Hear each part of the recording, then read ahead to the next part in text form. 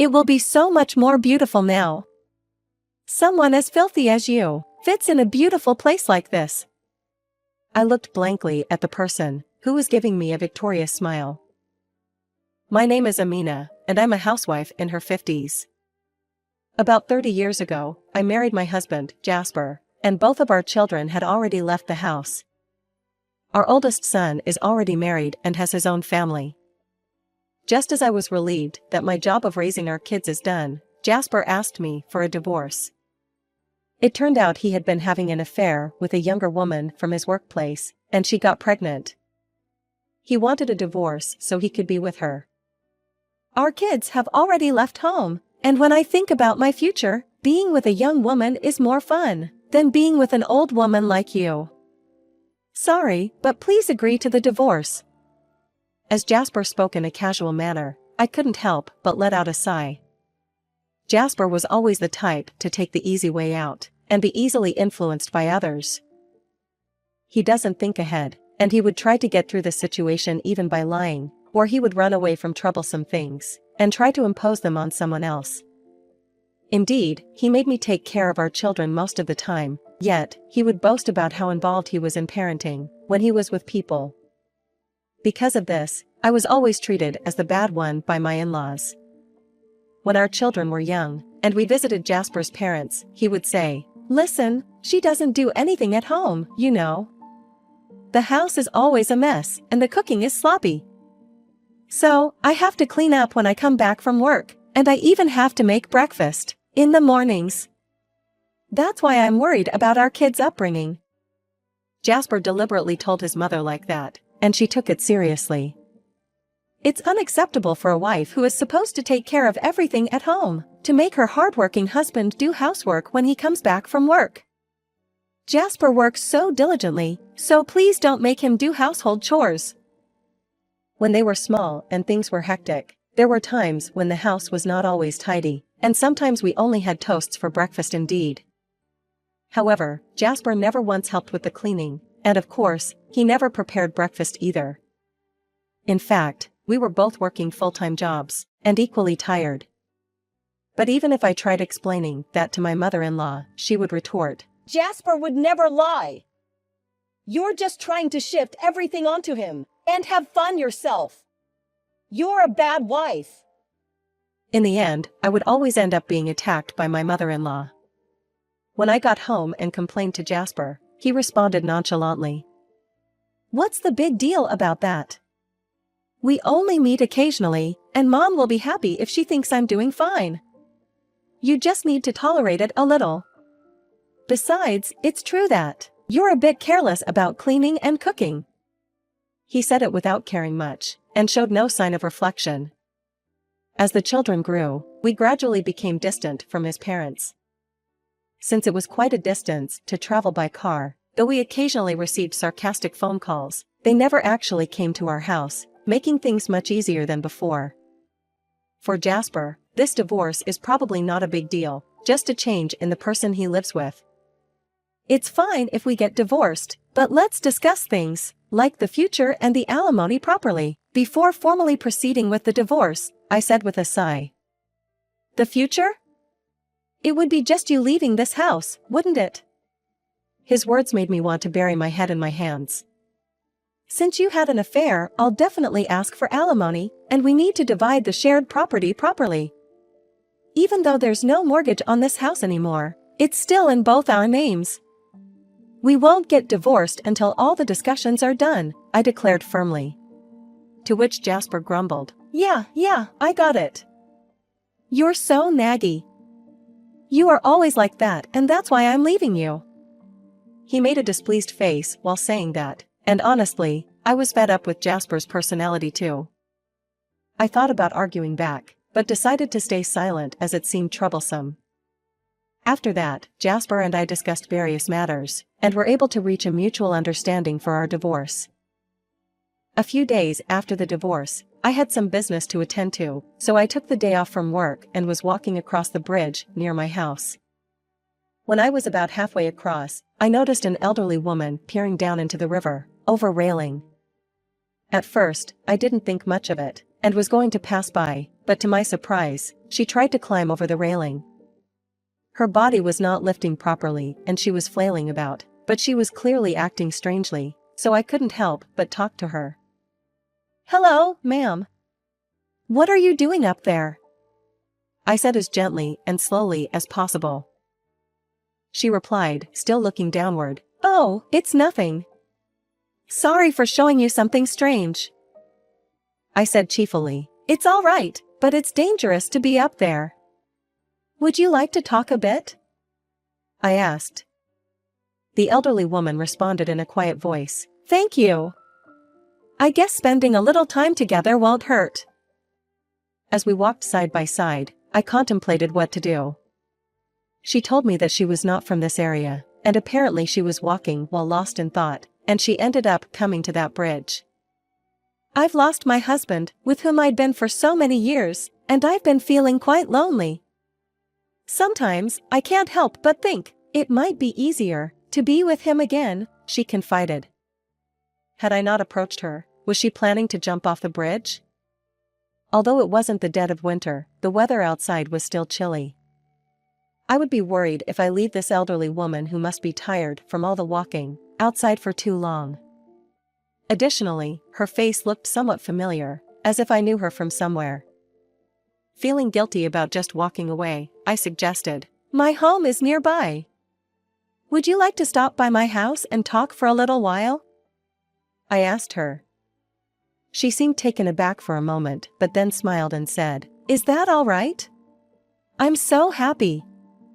I didn't expect to be treated so kindly." Thus, I decided to lead her to my house. On the way, she kept glancing around as if she were on alert. She introduced herself as Tessa. After talking for about an hour, Tessa seemed to be starting to feel better. "It's been a long time since I've talked to someone, for such a long time. I had a great time, thank you," she said, and left with a smile. She was calling a taxi on her phone, so I'm sure she'll get home safely.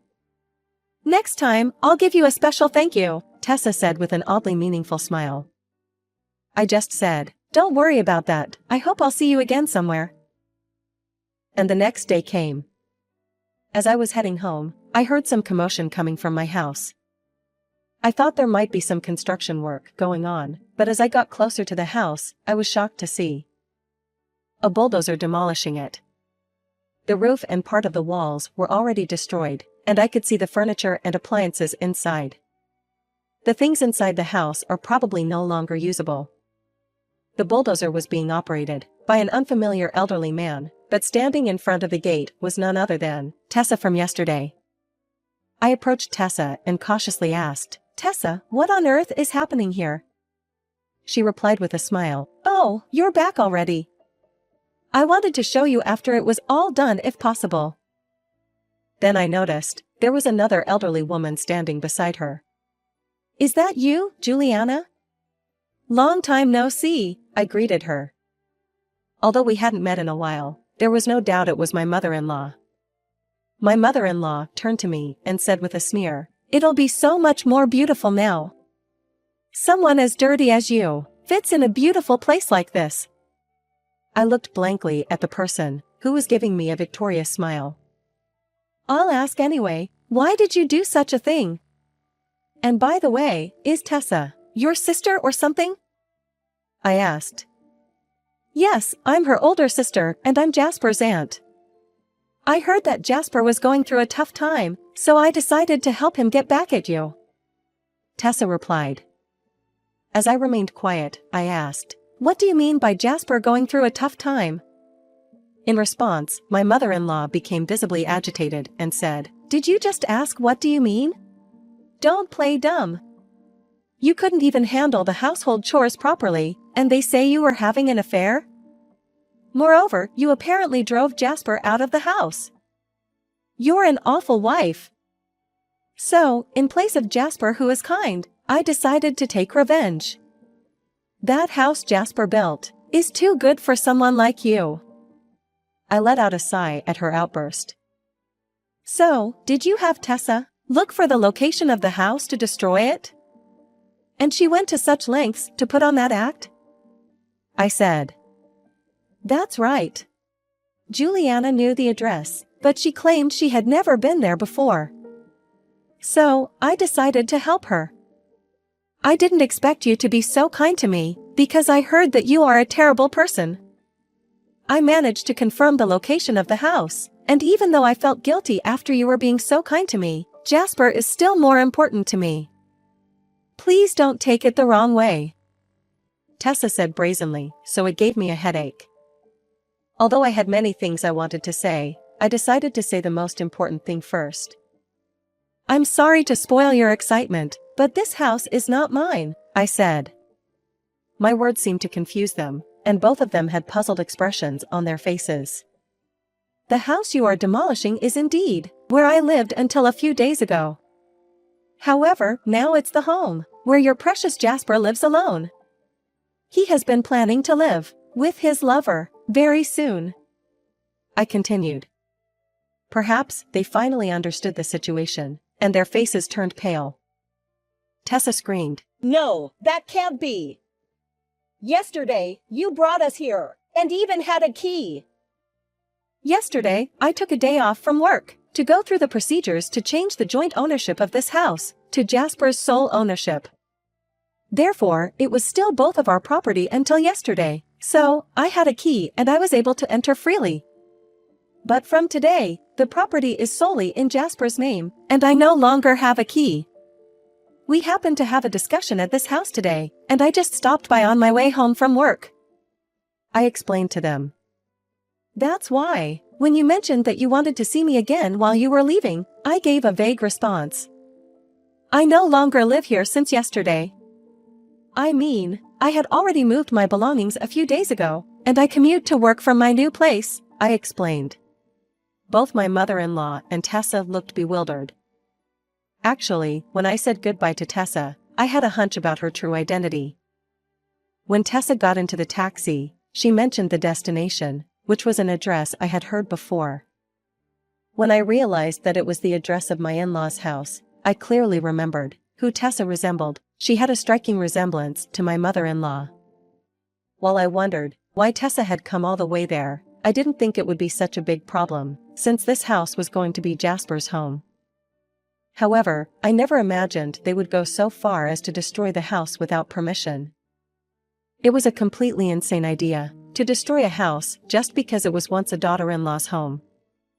Actually, since the beginning of our marriage, I have told you many times that Jasper often lies and exaggerates things.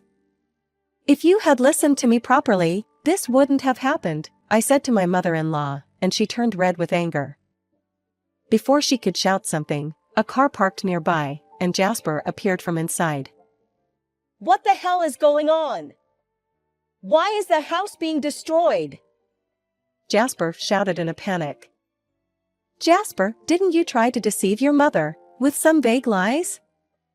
Upon hearing that, Jasper turned towards me, and finally, he noticed the presence of his mother and Tessa. Wait, why are both Mom and Auntie here? What's going on? Jasper asked. With a deep sigh, I said, You see, you lied to cover up your affair, and your mother went berserk and destroyed the house.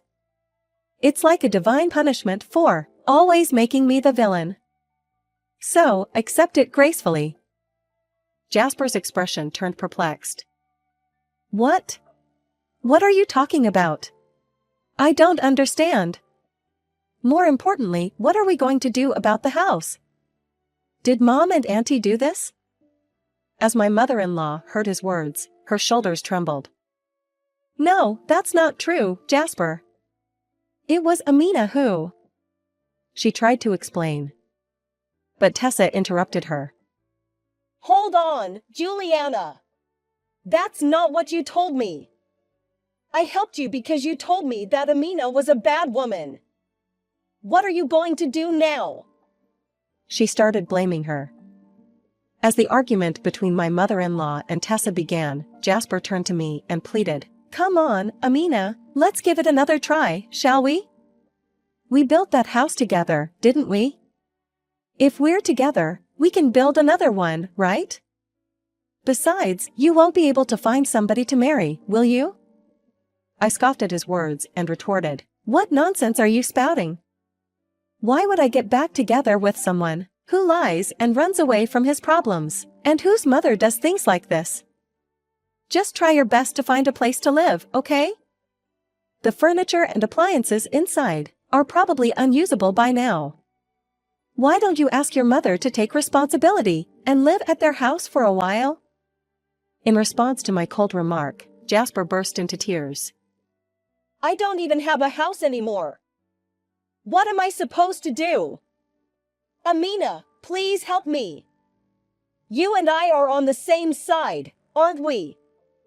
He pleaded with me, almost kneeling, but I responded coldly, "You have lied and deceived so many times that now it's coming back to bite you. Besides, the divorce papers have already been submitted, and you and I are no longer together, so I have no obligation to help you." With that, I just left. I don't think that I can have a discussion with Jasper today. As I walked away, I could hear the voices of Tessa, Jasper, and my mother-in-law, all yelling at each other. Perhaps due to the commotion, the bulldozer had stopped moving. Half-demolished house might be better than completely destroyed house, I thought. After things settled down, I met Jasper once, but the house was beyond repair, so they had it demolished and turned into an empty lot. He's currently staying at his parents' house. Despite being family, he's planning to demand proper compensation from his mother. However, since she's elderly, it's unlikely she can pay the same amount as the house is worth in compensation. We divided the shared property equally, and though it was less than average, he did pay me alimony. The house he was supposed to live in is gone, so he probably doesn't have much to live on. When I met him in his worn-out suit, he once again asked for reconciliation, but I firmly refused. Since it was originally caused by the lies Jasper told, and the fact that he was having an affair, it seems brazen to me that he wants to get back together with me. Though Jasper didn't mention it, according to our children, his lover had apparently dumped him. It's no surprise that a man in his 50s, who is financially strapped, living with his elderly mother, gets dumped by a young girlfriend. My mother-in-law and Jasper are apparently arguing every day. Of course my mother-in-law who destroyed the house is to blame, but it was Jasper's lie that caused the damage in the first place. They probably won't reflect on their actions, but I hope they can at least live without causing trouble for others. As for myself, I'm thoroughly enjoying living alone. Although Jasper was never violent, he did involve others and painted me as the villain. Only after being apart did I realize how much stress that caused me. It was a form of emotional abuse, in a way. The children visit me occasionally, and now I spend each day in peace,